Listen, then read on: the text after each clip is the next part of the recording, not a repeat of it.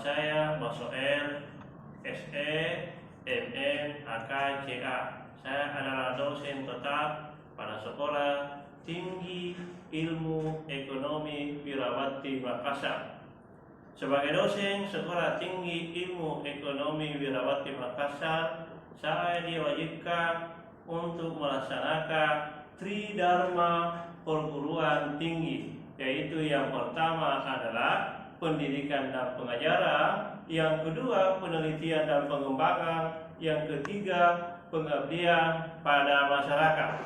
Pada kali ini yang akan kami jelaskan adalah salah satu dari 3 dharma perguruan tinggi, yaitu mengenai pendidikan dan pengajaran. Adapun yang kami akan jelaskan pada pendidikan dan pengajaran adalah mata kuliah perpajakan 2.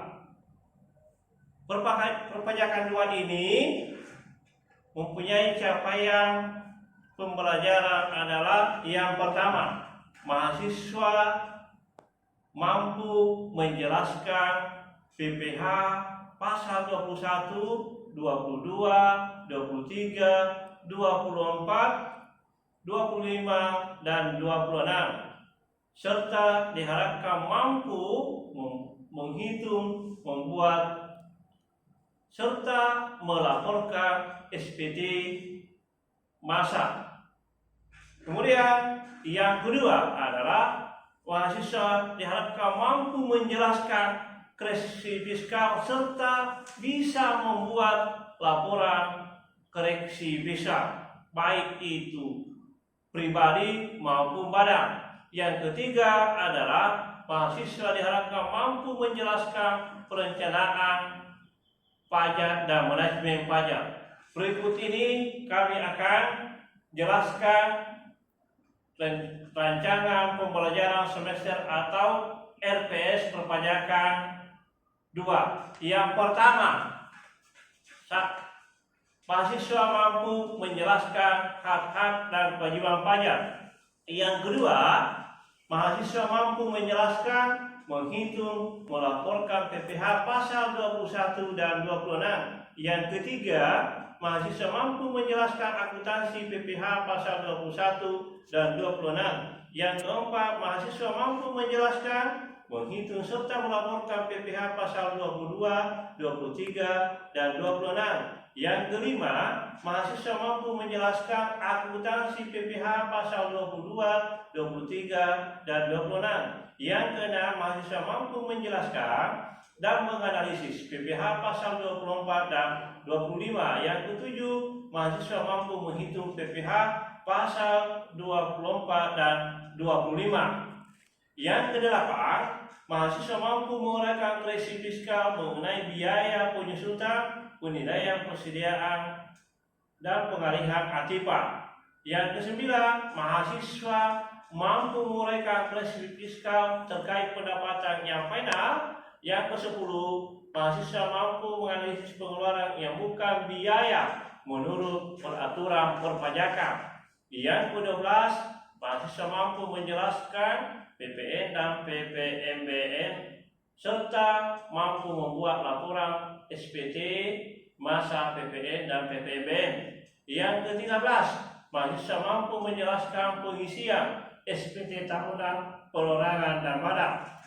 Yang ke-14, mahasiswa mampu menjelaskan perencanaan dan manajemen perpajakan. Dalam perkuliahan ini akan dilaksanakan sebanyak 16 kali pertemuan, di mana pertemuan ke-8 adalah mid-test dan pertemuan ke-6 adalah final test.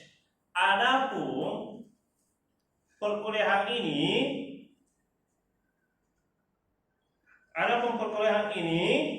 itu akan dilaksanakan secara luring di STIE Wirawati Makassar. Kemudian metode perkuliahan. Yang pertama, tatap muka, tatap muka atau luring. Yang kedua, belajar terstruktur. Yang ketiga, belajar mandiri. Kemudian sistem penilaian. Yang pertama, kehadiran dan kedisiplinan 15%, tugas 25%, kuis 15%, mid test 15%, final test 15%, sikap dan perilaku 15%. Dari keenam penilaian di atas yang paling tinggi adalah tugas adalah 25%. Kenapa? Karena pada mata kuliah ini adalah dia berbasis tugas. Setiap pembahasan ada kasusnya. Selanjutnya, saya akan mencontohkan salah satu pembelajaran yang dilakukan secara luring di STIE Wirabakti.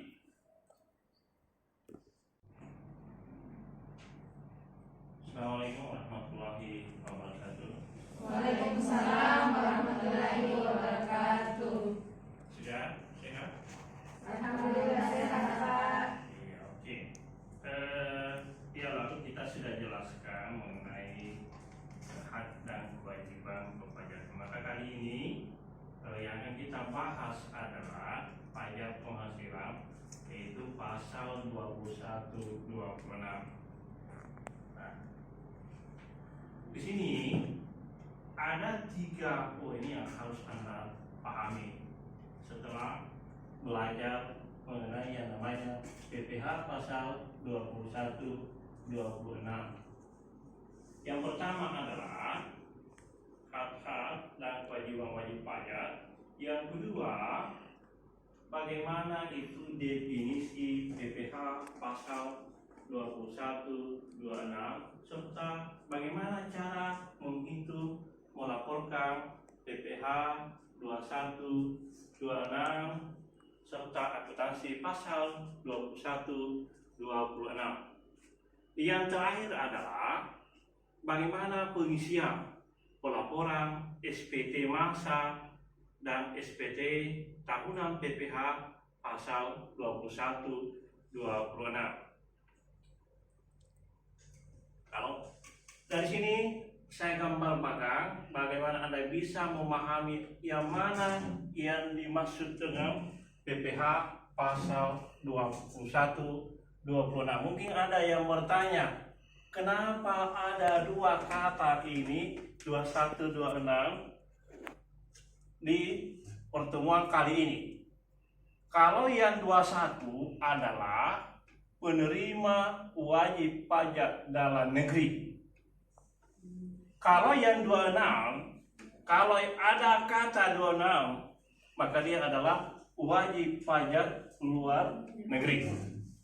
Jadi di sini membedakannya. Penerima penghasilan di sini ada 2, yaitu karena 2 di sini ada 21 dan 26. Maka yang 21 adalah wajib pajak dalam negeri, sedangkan kalau dia adalah 26 adalah wajib pajak luar negeri. Di sini dari panggung ini jelas sekali, yaitu apa itu PPh pasal 21-26 adalah pemotongan pajak penghasilan sehubungan dengan yang berkaitan dengan pekerjaan atau hubungan kerja atau kegiatan orang pribadi, yang mana itu dapat berupa ada gaji, ada bonus, ada gratifikasi, ada THR, upah, dan yang sejenisnya. Kemudian ada honorarium, ada pembayaran lain dengan nama dan dalam bentuk apapun. Kemudian dari sini terbagi, penerimanya terbagi atas 2. Sebagaimana saya jelaskan tadi, yaitu ada wajib pajak dalam negeri. Kalau dia wajib pajak dalam negeri berarti dia adalah 21. Kalau dia wajib pajak luar negeri berarti dia adalah 26. Selanjutnya, dari bagian tadi sudah jelas pengertiannya bahwa PPh 21 atau 26 adalah pajak atas penghasilan yang dikenakan atas penghasilan berupa gaji, upah, honorarium, tunjangan, dan pembayaran lain dengan nama dan dalam bentuk apapun yang diterima oleh wajib pajak orang pribadi dalam negeri dan luar negeri sehubungan dengan pekerjaan atau jasa dan kegiatan. Jadi sampai di sini ada yang mau dipertanyakan mengenai PPH pasal 2126? Ada yang mau ditanyakan? Ada yang kurang jelas? Kalau tidak ada, saya lanjut. Ini unsur-unsur PPH pasal 2126 harus ada yang namanya wajib pajak. Yang kedua adalah pemotong pajak.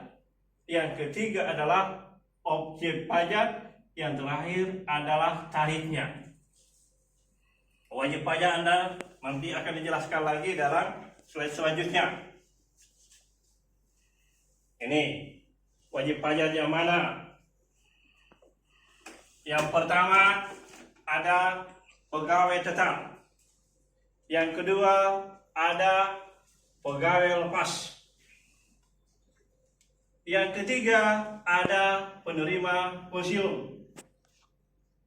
Yang keempat adalah penerima honorarium. Yang kelima adalah penerima upah. Mungkin terbayang ada pertanyaan mungkin dalam hati, apa perbedaan dari yang kelima ini? Ini akan dijelaskan lebih jauh dalam slide selanjutnya. Ini yang bukan wajib pajak. Ada wajib pajak PPH pasal 21, pejabat perwakilan diplomatik dan konsulat atau pejabat lain dari negara asing. Jadi kalau ada pejabat perwakilan diplomatik yang bertugas di Indonesia itu tidak dikenakan yang namanya PPH 21, tetapi ada aturannya selama dia juga Indonesia memperlakukan yang sama. Ketika ada orang Indonesia bertugas ke negara yang bersangkutan, Indonesia juga tidak wajib dikenakan yang namanya pajak penghasilan. Ya. Kemudian yang kedua, pajak perwakilan organisasi internasional. Ini ditekankan dalam keputusan Menteri Keuangan nomor 611 KMK 04/1994. Sepanjang bukan warga negara Indonesia dan tidak menjalankan usaha dan pekerjaan lain. Jadi kalau ada pejabat perwakilan tapi bukan orang Indonesia, organisasi internasional ya, seperti Palang Merah, kalau ada WHO, perwakilannya di Indonesia ya, kalau dia orang asing tidak wajib dikenakan yang namanya PPH pasal 21. Lain halnya, tapi kalau orang Indonesia dikenakan. Dan kemudian kalau orang asing dan dia tidak menjalankan usaha, jangan sampai dia kerja juga sebagai pejabat di WHO, tapi dia juga menjalankan usaha lain, itu akan dikenakan PPH pasal 21. Ini pemotong pajak PPH pasal 21 ada pemberi kerja orang pribadi, badan usaha tetap, baik induk maupun cabang. Ini berkaitan dengan ini perusahaannya, bendahara pemerintah pusat, daerah, instansi, departemen atau KBRI. Ini yang berkaitan dengan pegawai negeri atau sekarang dikenal dengan ASN. Kemudian ada dana pensiun seperti PT Taspen, Astet, yang sosted, itu juga termasuk kategori pemotong pajak, tetapi semuanya ada aturannya. Kemudian ada badan usaha milik negara, badan usaha milik daerah, kemudian yayasan, lembaga, kepanitiaan, asosiasi, organisasi. Ini kepanitiaan, contohnya kalau ada event-event,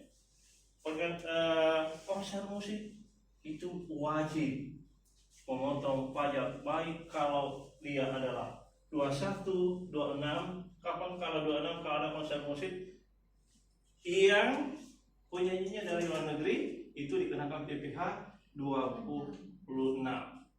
Itu Selanjutnya, kewajiban pemotongan pajak. Ini wajib menghitung, kemudian menyetorkan. Setelah dia setorkan, kemudian wajib juga melaporkan. Jadi di konsep pajak itu ada 3 self assessment ya: menghitung, membayar, dan melaporkan. Itu ada 3. Kemudian penghasilan, yang mana kategori penghasilan? Ada yang teratur. Yang teratur itu gaji, tunjangan, ada macam-macam tunjangan ya. Ada tunjangan transfer, ada tunjangan makan, ada tunjangan premi atau tunjangan produksi kalau di perusahaan. Kemudian penghasilan tidak teratur, ada namanya bonus, ada THR, bahkan ada namanya biasa kalau perusahaan yang memang kebanyakan perusahaan yang perusahaan asing ya, banyak yang menanggung pajaknya, ada namanya tunjangan pajak juga. Kemudian kalau upah dan uang saku, ini uang saku biasanya diberikan pada pegawai yang magang atau pegawai biasa, juga ada mahasiswa yang magang atau yang KKLP ya, seperti nantinya ini yang akan biasanya ada perusahaan yang menawarkan siapa yang kepada perguruan tinggi mengirimkan mahasiswanya untuk praktek di perusahaannya, biasanya itu ada diberikan uang saku. Itu juga termasuk kategori penghasilan. Kemudian ada uang pensiun. Uang pensiun yang kemudian yang terakhir adalah honorarium. Selanjutnya adalah penghasilan. Jadi penghasilan teratur ini penghasilan yang diterima atau diperoleh pegawai atau penerima pensiun secara teratur, dapat berupa gaji, uang pensiun bulanan, upah honorarium premi bulanan, ada uang lembur, ada uang tunggu, uang ganti rugi, uang tunjangan istri, tunjangan anak, tunjangan kemahalan, tunjangan jabatan, tunjangan khusus, dan lain sebagainya. Ya, biasanya mungkin yang bertanya ya, yang mana dikatakan tunjangan ada tunjangan tunggu ya. Ini uang tunggu. Ini biasanya banyak berlaku pada perusahaan-perusahaan itu yang memberangkatkan di pelayaran. Jadi biasanya ketika kembali dari ini kontraknya, sudah ada kontraknya, ketika dia kembali selesai kontrak 1 tahun, itu kembali sampai dia naik kapal lagi, itu ada uang tunggunya. Macam-macam tergantung dia di mana bekerja. Kalau orang pelaut ya, ini banyak yang uang tunggu. Kalau dia pelaut biasanya, kalau dia luar negeri minimal 1.000 US dollar. Itu kalau dia ya diterima per bulan sampai dia berangkat, karena pasti gajinya. Kalau yang diberi namanya uang tunggu ini pasti ada keahliannya. Minimal kalau pelaut ada istilahnya minimal ijazah ATT 2 atau ANT 2. Jadi ada juga biasanya kalau yang ini di perusahaan banyak juga ini kalau di pelayaran berlayar 2 bulan, 2 bulan itu tetap jalan gajinya sampai dan sama jumlahnya yang diterima pada saat dia berlayar dan gaji pokoknya ya, dan dia berlayar. Hanya yang membedakan kalau dia berlayar ada tunjangan berlayarnya, itu yang membedakan, yang mungkin biasa lebih besar daripada gaji pokoknya. Kemudian ya terakhir yang tidak teratur, ini penerima pensiun atau mantan pegawai secara tidak teratur. Biasanya mantan pegawai ya, yang ini disebutkan sudah berhenti. Tetapi pada saat dia berhenti masih ada hak-haknya yang belum diterima. Contohnya ada namanya tunjangan produksi atau premi. Mungkin berhenti Desember, tapi ada tunjangannya yang belum diterima.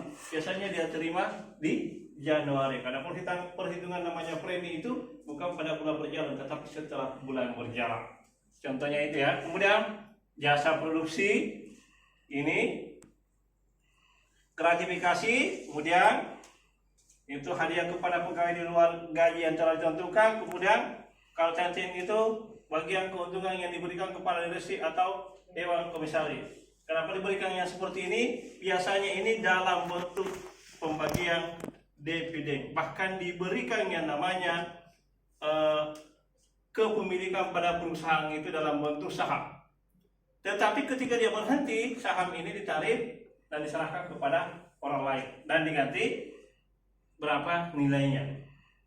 Kenapa dia berikan seperti itu? Banyak perusahaan yang seperti ini, terutama perusahaan asing, karena melihat bahwa karyawan ini punya potensi untuk memajukan perusahaan dan sama saja mengikat supaya dia tidak pindah kepada perusahaan lain. Ini banyak terjadi di perusahaannya. Kemudian ini upah, uang saku, upah harian, upah mingguan, uang satuan. Ini diberikan upah borongan yang diterima atau diperoleh bagi pegawai tidak tetap atau tenaga kerja lepas. Uang saku harian atau mingguan yang diterima peserta pendidikan, pelatihan atau pemagang yang merupakan calon pegawai. Jadi biasanya juga ini upah harian itu ya bukan pegawai tetap. Dia bekerja, kalau di akuntansi biaya ada hubungannya ini, di akuntansi biaya itu pekerja yang bekerja berdasarkan nanti ada pekerjaan baru dipanggil. Atau biar ada juga pekerja yang berdasarkan kalau upah borongan biasanya mengerjakan sampai 10 sekian upahnya, itu juga ada. Dan ini dari semua ini yang saya jelaskan tadi, perhitungan PPh 2126-nya berbeda. Kalau pegawai tetap mengikuti PPh pasal 17. Ya, ada aturannya. Ini akan ditampilkan selanjutnya mengenai yang ini teori-teori, saya langsung lebih ke ininya. Yang harus dipahami dalam perhitungan PPh pasal 21 adalah yang ini pengurang yang diperbolehkan dalam menghitung yang namanya PPh 21 pegawai tetap dan pensiunan. Yang pertama, biaya jabatan. Biaya jabatan itu maksimum dalam 1 tahun adalah 6 juta atau 500.000 per bulan. Kemudian biaya pensiun. Untuk menerima pensiun teratur itu 2.400.000 atau 200.000 sebulannya. Iuran pensiun ini maksudnya kalau ada yang diikutkan pensiun pada perusahaan itu. Ini. Kemudian ini mereka lagi ada namanya penghasilan tidak kena pajak. Kalau untuk diri wajib pajak 54 juta. Kemudian status kawin untuk istri atau suami 4.500.000. Sedangkan untuk tambahan untuk setiap anggota keluarga maksimum 3. Ya. Dengan syarat anggota keluarga saudara semenda dalam garis keturunan lurus serta anak angkat. Jadi ini yang biasa banyak pertanyakan. Ada istilahnya ini, yang mana dikatakan selurus?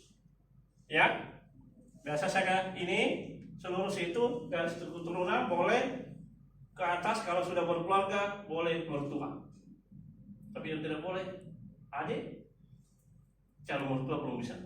Kalau mertua sudah bisa. Ya, jangan sampai dengan kalau calon mertua boleh, tidak bisa. Ya. Ini yang tadi kalau 1 tahun ini ada 54 juta diri wajib pajak. Yang kawin, tambahan bagi wajib pajak kawin 4.500.000. Kemudian kalau tambahan untuk istri yang berpenghasilan digabung dengan penghasilan suami, nah ini harus saya jelaskan. Ya,